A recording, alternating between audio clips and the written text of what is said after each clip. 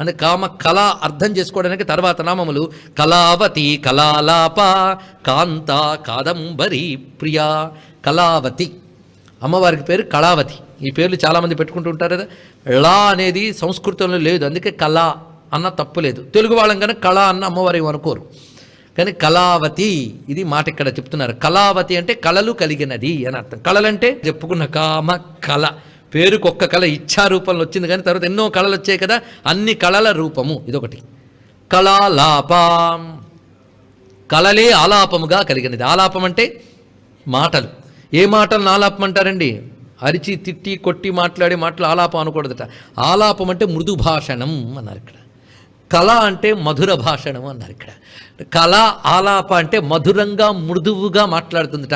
అమ్మవారు మాట్లాడితే ఎలా ఉంటుంది ఊహించుకోవాల్సిందే. ఎవరో శంకరుడు లాంటి వాళ్ళకి వినపడితే లోపల ఆ తల్లి ఆలాపం ఎంత బాగుంటుందంటే అమ్మ శారదాదేవికి తెలిసే ఆలాపం.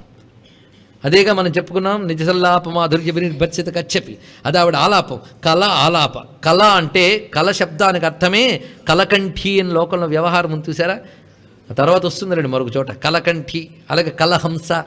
కళ అనే మాటకి అవ్యక్త మధురం అని అర్థం. అవ్యక్త మధురం ఎంత మధురంగా ఉంది అంటే అబ్బా వర్ణించి చెప్పలేమండి అన్నంత మాధుర్యానికి కళ అంటారట. కళ అనగా అవ్యక్త మధురం, వర్ణించడానికి వీలు కానంత మాధుర్యం ఉన్నప్పుడు కళ అంటారట. ఆలాపం అంటే వాక్కులు.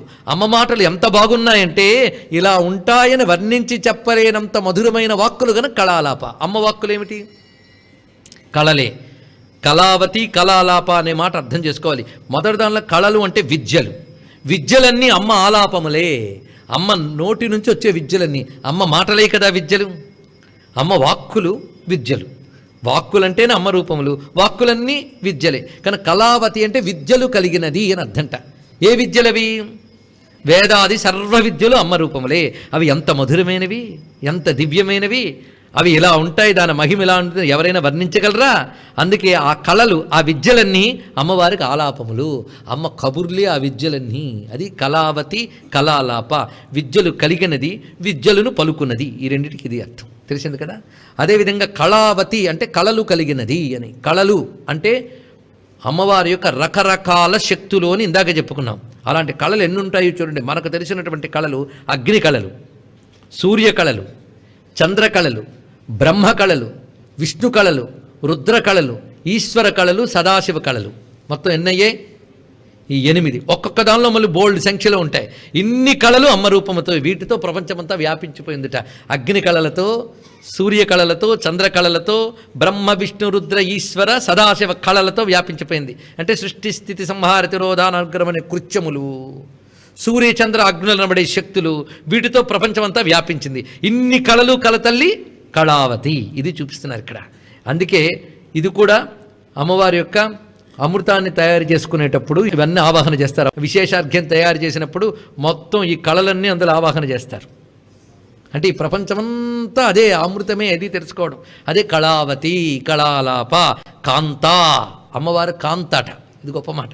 కాంత అంటే అభిరూపతమం దేహం వహన్ కాంత అన్నారు. అత్యంత సుందరమైన శరీరాన్ని కాంతం అంటారట. అందుకే అత్యంత సుందరమైన శరీరం అమ్మవారిది. అందుకే కాంత. దీంతో తుత్తుపడితే ఎలా అవుతుంది? మన వేదాంతం దగ్గర ఉన్నాం కదా. కానీ కా అంతా కాంత అన్నాడు. కమ్ అంటే బ్రహ్మము అని అర్థం కదా. బ్రహ్మము యొక్క అంతము. అంతం అంటే సిద్ధాంతం అని అర్థం. అంతము అంటే బ్రహ్మమే పరమార్థమని చెప్పే శాస్త్రం పేరు కాంత అన్నారు ఇక్కడ. అంటే బ్రహ్మ విద్యాస్వరూపిణి. సిద్ధాంతము. సిద్ధాంతము అంటే అర్థం ఏంటి? అంతములో సిద్ధించింది సిద్ధాంతం. ఇది తెలుసుకోండి. చాలామంది సిద్ధాంతం సిద్ధాంతం అని మాట్లాడుతుంటారే. సిద్ధాంతం అంటే ఇదివరకు ఆడిన మాటలని తీసి పారేసి ఇదే కరెక్ట్ అని చెప్తే దాని పేరు సిద్ధాంతం అని అర్థం. అందుకే పూర్వపక్షం ఉత్తరపక్షం అంటాం. పూర్వపక్షం అంతా ఉంటే రాద్ధాంతం చేసి దాన్ని పక్కకి తీసేసి తర్వాత ఒక సిద్ధాంతాన్ని ప్రతిపాదన చేస్తారు. అది సిద్ధాంతం. సిద్ధించిన అంతము సిద్ధాంతము. కానీ కా అంతము. బ్రహ్మమే సిద్ధాంతమని చెప్పినది అని అర్థం. అంటే పరబ్రహ్మనే పరమార్థముగా చెప్పిన బ్రహ్మ విద్యయే కాంత. ఇది తెలుసుకోవాల్సిన గొప్ప అంశం అండి. అందుకే కాంత. ఇంకొక అర్థం చెప్పారు. కా అంటే బ్రహ్మమని, కా అంటే చతుర్ముఖ బ్రహ్మని కూడా అర్థం. బ్రహ్మగారి అంతం ఈవిడికి తెలుసుట. ఇంకే బ్రహ్మగారి అంతం బ్రహ్మగారికి తెలియదు, ఆయన అంతం ఈవిడికి తెలుసుట. అందుకు బ్రహ్మగారికి కూడా ప్రళయం ఇచ్చే శక్తి కనుక కాంత అని అర్థం. ఇప్పుడు ఏ అర్థం తీసుకోవాలి? బ్రహ్మగారి అంతం ఈవిడికి తెలుసుట. ఇంకే బ్రహ్మగారి అంతం బ్రహ్మగారికి తెలియదు, ఆయన అంతం ఈవిడికి తెలుసుట. అందుకు బ్రహ్మగారికి కూడా ప్రళయం ఇచ్చే శక్తి కనుక కాంత అని అర్థం. ఇప్పుడు ఏ అర్థం తీసుకోవాలి? 3 అర్థాలు తీసుకోవాలి. కాంత, ఎందుకంటే ఆవిడ మాట మాటికి గుర్తుపెట్టుకోవాలి అమ్మవారు అమ్మవారు అమ్మవారు. అందుకే ఇక్కడ కాంత శబ్దానికి ద్విపరార్థాంతే కస్య బ్రహ్మణోపి అంతః అస్మాదితివా కాంత అన్నాడు. ద్వితీయ పరార్థే శ్వేతవరాహ కల్పే అంటాం కదా, అంటే సెకండ్ హాఫ్ ద్వితీయ పరార్థే.